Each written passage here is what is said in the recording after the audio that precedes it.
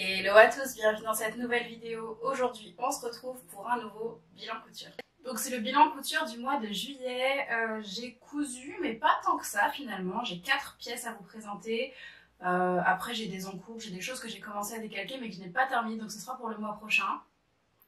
Mais ce sont des cousettes que j'aime bien et j'ai très hâte de vous en parler. Avant de démarrer, comme d'habitude, je vous le répète à chaque vidéo, mais merci beaucoup d'être de plus en plus présente sur la chaîne, ça me fait super plaisir. Je vais juste en profiter comme on a passé le cap des 2000 abonnés pour me représenter très brièvement. Je m'appelle Marine, j'ai 25 ans et j'ai commencé à coudre en août 2020 à peu près. Et j'ai cousu mes premiers vêtements aux alentours de octobre 2020 il me semble. Donc voilà, je documente un petit peu mon parcours couture depuis décembre 2020 où je vous ai posté ma première vidéo et la suite vous la connaissez puisque vous avez suivi un petit peu mes aventures tout au fil des mois. N'hésitez pas à me rejoindre sur Instagram, je vous remets mon compte juste ici, marinew_cou.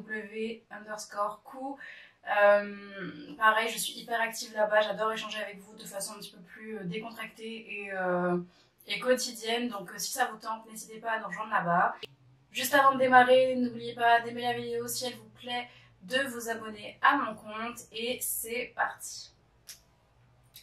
La première pièce que j'ai à vous présenter, je la porte, vous la reconnaîtrez probablement, c'est mon top viola de Fibre Mood. Je vous montre rapidement le top porté puisque je le porte, donc autant qu'on fasse une pierre de coups. Donc vous voyez que vous avez la base en cœur ici, les deux petites bretelles et puis la basque froncée en bas. On est ajusté dans le dos et puis on a une patte de boutonnage ici que moi j'ai fixée parce que je n'ai pas besoin de l'ouvrir pour pouvoir l'enfiler. Donc je l'ai fixée et pour l'instant j'ai pas mis de bouton. J'hésite à en mettre de façon décorative mais je suis pas encore décidée. Comme le tissu est assez chargé, je suis pas sûre de rajouter des boutons. Je vais faire relativement bref sur ce top puisque je vous l'ai présenté le mois dernier. Si ça vous tente, je vous remets le petit i ici si vous avez raté cette vidéo. J'ai pris mon petit carnet juste pour vous parler des différences qu'il y a entre ma précédente version et celle-ci. Donc c'est un... En fait, je vous l'avais dit la dernière fois, je trouvais que le top était un peu court sur moi. Là, il est un petit peu plus long. C'est pas hyper flagrant, mais quand même plus long que le précédent. Les modifs. J'ai rajouté 2 cm sur le buste, donc je suis venue couper dans ma pièce de patron, là où c'était le plus droit possible. J'ai prolongé de 2 cm et j'ai allongé mon buste de 2 cm, ce qui fait que là il tombe vraiment sous la poitrine, ce qui n'était pas le cas sur le top précédent où ça tombait un tout petit peu trop haut à mon goût. Donc là cette fois-ci c'est nickel. Ensuite, sur ma précédente version j'avais déjà rallongé mon volant de 3 cm, cette fois-ci je l'ai rallongé de 4 cm. Donc c'est très subtil encore une fois, mais ça m'a permis au total d'allonger mon top de 3 cm et je me sens un peu plus à l'aise, puisque vous voyez qu'avant qu'on voit un peu de peau, il y a quand même mon pantalon taille haute, alors qu'avec l'autre on a tendance à le voir un petit peu plus facilement, donc je préfère vraiment cette version-ci. Sur ma précédente version, on voyait beaucoup mon soutien-gorge, parce que les bretelles sont beaucoup plus fines, donc je suis venue élargir ma bretelle, donc j'ai doublé en fait tout simplement la largeur de la bretelle. Donc en fait je suis venue rajouter 4 cm pour qu'ensuite une fois replié ça rajoute 2 cm. Et là vous voyez que je suis beaucoup plus à l'aise, mon soutien-gorge est bien camouflé, j'ai légèrement déplacé les bretelles à l'avant pour pouvoir vraiment être dans le prolongement de mon soutien-gorge. Il faut encore que je le fasse dans le dos, pour l'instant elles sont encore un petit peu apparentes. Mais j'ai fait le marquage dans le dos, il va falloir que je les déplace. J'avoue que ça fait... c'est le premier projet que j'ai cousu au mois de juillet. Et je n'ai toujours pas déplacé mes bretelles parce que... L'ayant déjà fait en fait sur l'avant, il faut découdre la parmenture, la sous-piqûre de parmenture et l'assemblage. Enfin ça fait 3 points à découdre pour pouvoir déplacer la bretelle. Donc j'avoue que j'ai un peu la flemme, c'est pas ce qui me donne envie. Mais bon, il va falloir que je les fasse quand même. Après bon... Ça reste relativement discret, mais comme je vous l'ai dit, moi je préfère que mon soutien-gorge ne se voit pas du tout. Et là, sur l'avant, je trouve que c'est mission accomplie, il se pose très bien. Donc il faut que je fasse la même chose à l'arrière. Vous le savez maintenant dans mes bilans, j'aime bien vous donner le coût de réalisation des vêtements. Donc celui-là, en fait, c'est un tissu qui vient de chez les Coupons de Saint-Pierre. C'est un piqué de coton. C'est un piqué de coton, donc en fait, si vous regardez de près, vous voyez qu'il y a des petites rainures. Alors je sais pas, là c'est très exposé. J'ai essayé de vous montrer quand même, mais c'est comme un tissu de chemise, si vous voulez. Il y a des toutes petites rayures. Toutes petites rayures dans le tissu, donc c'est un piqué de coton. Je crois qu'il était autour des 12 € les 3 mètres, si je ne dis pas de bêtises. Et il m'a fallu 85 cm pour faire cette version un petit peu rallongée. Donc vous voyez que le coût de revient est super faible. J'en ai eu pour 3,28 € de tissu très précisément si on fait le ratio. Et puis un peu de fil et c'est tout en fait. Un petit peu de thermocollant, oui je regarde, là il y a un petit peu de thermocollant sur la parmenture, mais bon, disons que on est autour des 3,50 €, 3,80 € maximum pour ce top, donc c'est vraiment pas grand chose. Et c'est un tissu qui est quand même de qualité, je trouve, pour un coton de ce prix. Je trouve que la qualité est vraiment au rendez-vous, donc ça vaut vraiment le coup. Il me reste 2 mètres de ce tissu, je ne sais pas ce que je vais en faire, pardon.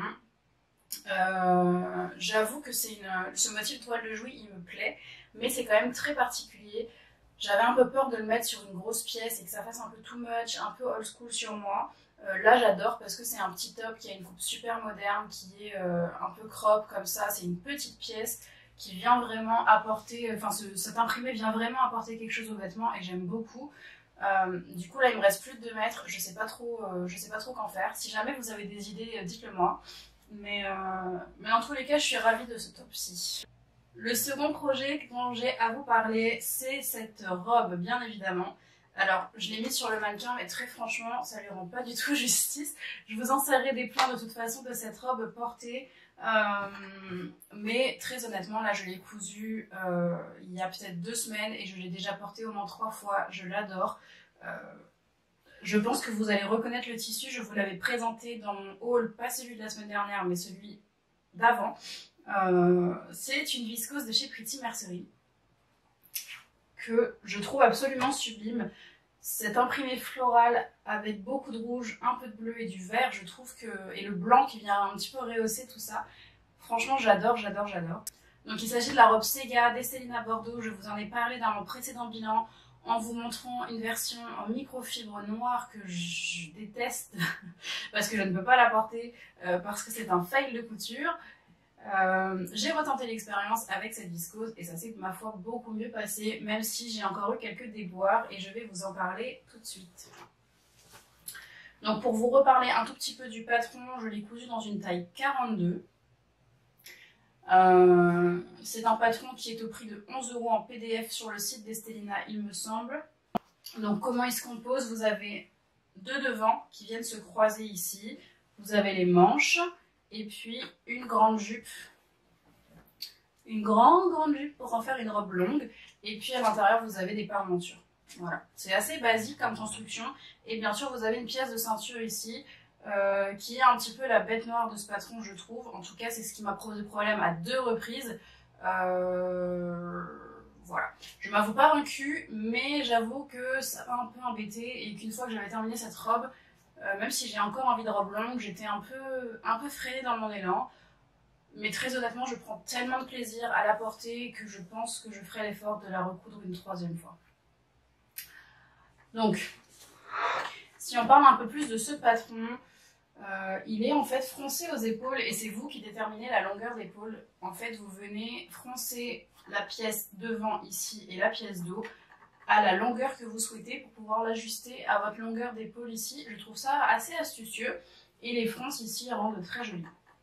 Ensuite vous avez des manches un petit peu papillons là qui sont qui ont une forme assez particulière mais que moi j'aime bien. Je trouve que ça donne un petit peu plus de fluidité aux vêtements.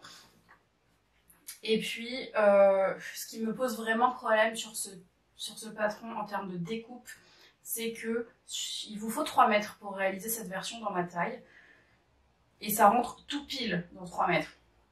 Donc en fait, cette pièce de jupe, c'est juste un grand morceau de tissu. Il est coupé en une seule fois. Donc il vous faut vraiment toute la laisse du tissu sur le sol et ça vous prend beaucoup d'ampleur. Donc je suis obligée à chaque fois de déménager mon salon, de retirer ma table basse, de pousser ma table à manger pour pouvoir bien étaler mon tissu de 3 mètres à plat pour couper ma jupe. Et une fois que vous avez fait ça, vous n'avez plus de quoi couper vos pièces superposés. Donc vous êtes obligé de couper le devant 2 fois, mais littéralement une fois d'abord, tout désépingler, réépingler, couper une deuxième fois, etc. Et j'avoue que je trouve que la découpe de ce patron, malgré le nombre de pièces qui est finalement assez réduit, c'est assez long en fait. Et ça m'embête un peu. Donc ça c'est pour la partie patron. Moi qui l'ai imprimé en A0, il a aussi fallu que j'assemble mes pages de A0. En général, quand vous imprimez du A0, vous n'avez plus qu'à couper ou décalquer votre pièce sur une page, mais vous n'avez pas besoin de venir recouper dans le A0 pour venir scotcher les pages ensemble. Avec cette robe, vous avez 6 pages de A0 et il faut venir les scotcher ensemble. Donc là encore, vous avez une amplitude au sol qui est énorme. Donc voilà, juste sachez-le, c'est un petit peu contraignant. C'est pas rédhibitoire, mais c'est contraignant, donc il faut le savoir. Ensuite, au niveau couture, très honnêtement, coudre toute la partie haut est très facile. Assembler la jupe, vous avez juste à venir assembler, si vous voulez, le côté, là, faire une couture tout le long, et puis venir faire l'ourlet. Donc c'est pas très compliqué. Honnêtement, il n'y a aucune difficulté à ce niveau-là. Je vais me rapprocher et vous montrer parce que sur ce vêtement, j'ai fait un ourlet mouchoir et je le trouve très cool, donc je vais vous montrer ça. Hop. Donc là, on est sur le bas de ma jupe. Et vous voyez que j'ai fait un tout petit ourlet. Est-ce que ça fait le focus? Je pense que oui, ouais. Et là, vous apercevez du coup ma ligne de couture tout le long là. C'est un ourlet mouchoir, voilà. Là, sur l'envers, vous voyez que c'est... Donc pourquoi j'ai fait un ourlet mouchoir? Déjà pour m'exercer parce que c'est un type d'ourlet que je trouve très joli, que ça fait une très jolie finition. Et c'est tout petit, et surtout j'avais très envie de garder la longueur sur cette robe, et donc de pouvoir venir faire un tout petit ourlet comme ça, plutôt qu'un ourlet classique de double rentrée d'1 centimètre. Ça m'a permis de garder un peu plus de longueur, donc cette robe elle me tombe vraiment au pied, et c'est vraiment le rendu dont j'avais envie. Et donc pour faire mon rouloté, j'ai utilisé ce type de pied. Donc c'est un pied vraiment pour ourler à rouloter. Je me suis servi du tuto de Happy as a Bee, qui explique comment faire, mais grosso modo, vous venez coudre tout le long de votre tissu à 0,5 et ensuite vous venez replier votre tissu avec le fer à repasser sur cette ligne cousue de 0,5 et ensuite il faut apprendre à utiliser le pied, mais vous venez glisser votre tissu à l'intérieur du pied, là où il y a la bosse qui fait le rouloté, et vous venez coudre au point droit tout le long, et donc ça vient plaquer votre tissu, donc aucun risque de s'effilocher, et surtout voilà, une toute petite finition hyper propre, et ça j'adore. Pour en revenir à la difficulté majeure sur ce patron, ou en tout cas celle que j'ai rencontrée à double reprise, la première donc c'est que la première fois ce qui s'est passé, c'est que j'ai tenté d'utiliser du fil élastique pour faire mes smokes.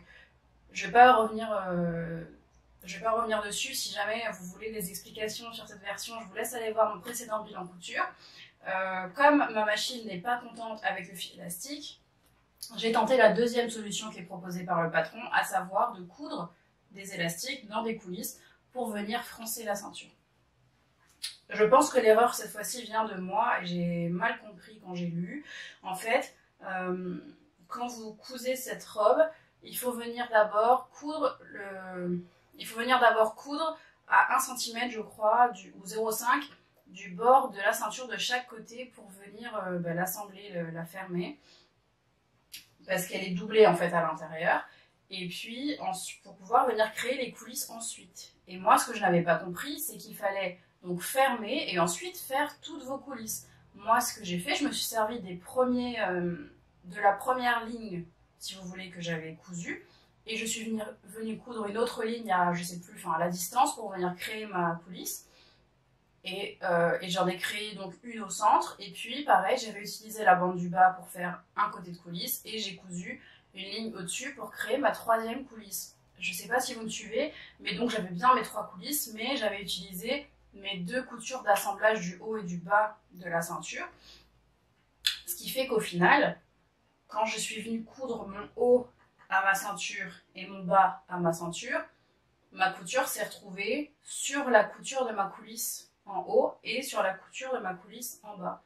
Donc en fait mon élastique s'est pris, mon élastique du haut et du bas s'est pris dans ma couture de ma partie haute de la robe et de ma partie basse. Je sais pas si mes explications sont super claires, Mais dans tous les cas, ce qui se passe, c'est que mon élastique est pris à chaque fois dans une couture, donc on perd cette élasticité et donc la robe ne fait pas cet effet hyper cintré comme vous pouvez le voir sur les autres versions de cette robe. Donc je pense que l'erreur vient de moi et qu'en fait il fallait que je recrée, en plus de mes coutures pour fermer ma ceinture, il aurait fallu que je refasse 3 coulisses bien distinctes. Donc ce n'est pas ce que j'ai fait et au final il me reste de l'élasticité que sur la bande du milieu, celle qui n'est pas prise dans les coutures. Donc cette robe elle n'est pas aussi cintrée que j'aimerais et c'est pour ça que je vous la présente avec une ceinture. Je la porte beaucoup avec cette ceinture noire là qui est un peu rock, qui vient un petit peu décaler le style de cette robe et j'aime beaucoup le rendu, mais c'est vrai que de base j'aurais pas dû en avoir besoin.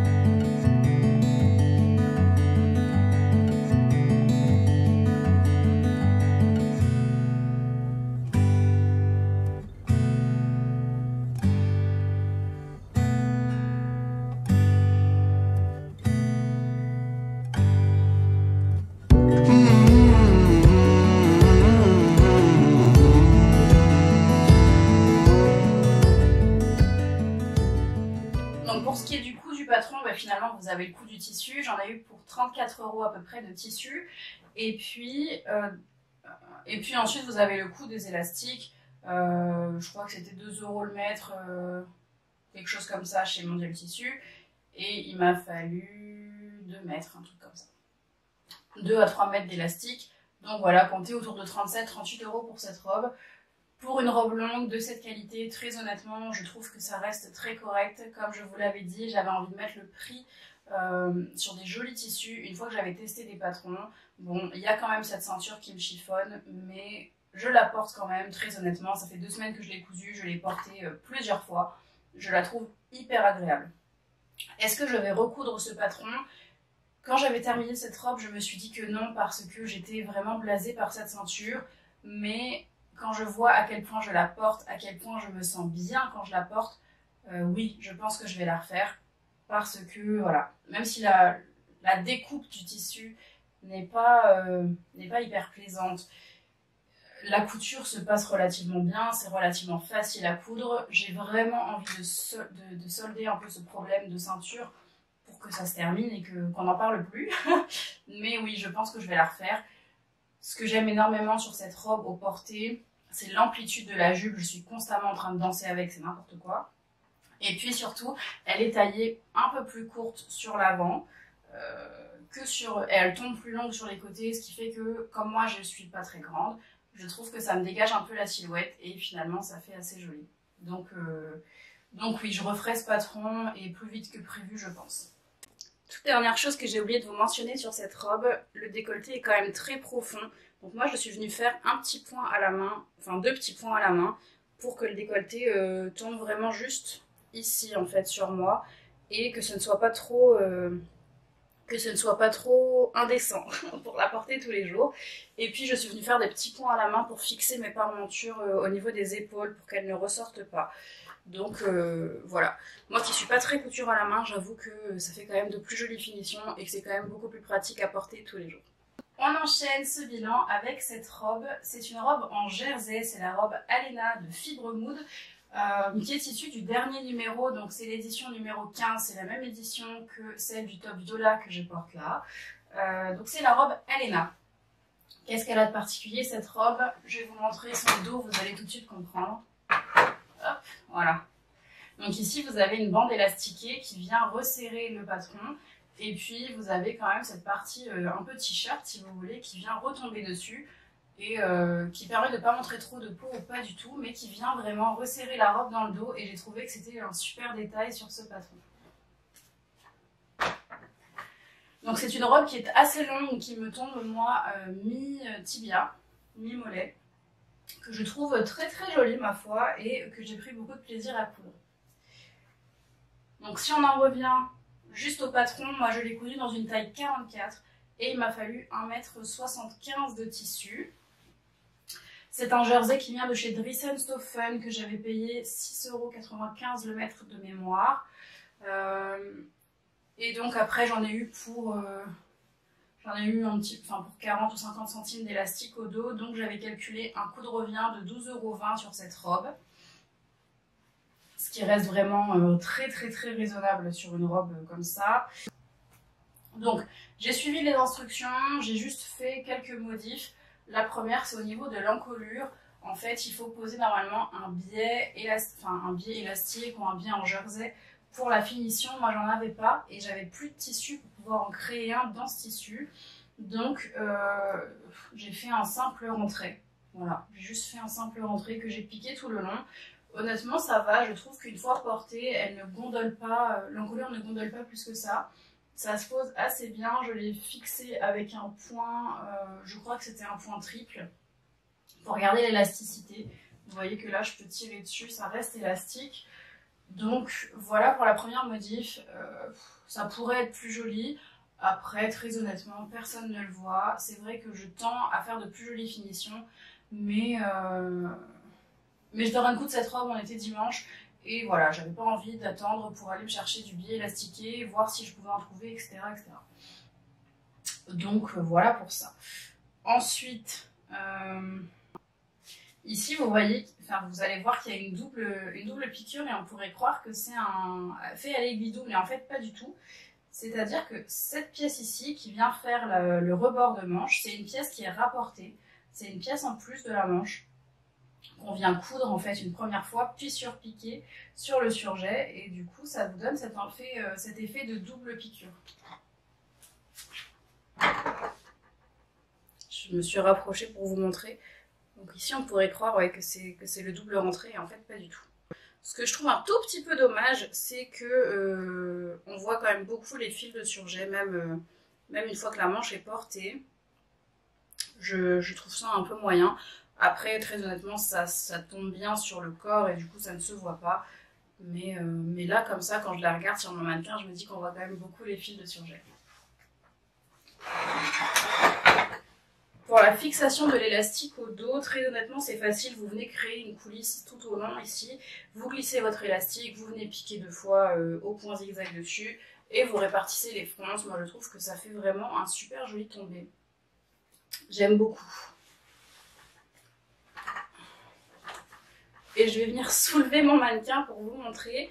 J'ai fait un ourlet japonais ici. Donc c'est un ourlet directement fait avec la surjeteuse. Parce que moi je la trouvais un tout petit peu plus longue. Donc je voulais la raccourcir. Donc, en faisant un ourlet un peu plus important que ce qui était prévu initialement. J'avoue que je la trouve toujours un petit peu longue sur moi. J'ai pas l'habitude de cette longueur mi-mollet, très honnêtement. Mais après, j'aime beaucoup la robe, j'aime beaucoup le tombé. Et donc, j'en profite pour l'instant à cette longueur. Et puis, si un jour je n'en peux plus, si un jour j'ai envie de la raccourcir parce que je l'ai déjà mise une fois repliée au-dessus du genou et je la trouve vraiment jolie. Donc, le jour où j'en aurai marre, je la couperai au-dessus du genou et ça me fera une deuxième vie pour cette robe. J'ai pas grand chose de plus à vous dire. Sur ce patron, très honnêtement, je l'ai trouvé assez facile, relativement bien expliqué. Et puis voilà. La dernière chose, c'est que sur mon ourlet japonais, vous voyez que ma bande en fait en bas a tendance à se retourner pendant que je marche. Donc j'ai vu l'astuce là. Donc je me suis rapprochée pour vous montrer. La robe a tendance en fait, si vous voulez, quand je la porte, à se... Donc normalement, vous voyez que le tombé, en fait, est comme ceci. Et quand je marche, elle a tendance à se retourner comme ça, cette bande du bas. Donc j'ai vu l'astuce de venir plaquer mon surjet contre ma robe, ma partie haute de robe, et de venir surpiquer ici au point triple pour fixer le surjet. Et ça devrait éviter que la bande se retourne. Donc il faut que je fasse cette modification pour que... Enfin, cette petite couture au point triple pour fixer mon surjet. Et ça devrait fixer mon problème... de bande du bas qui se retourne.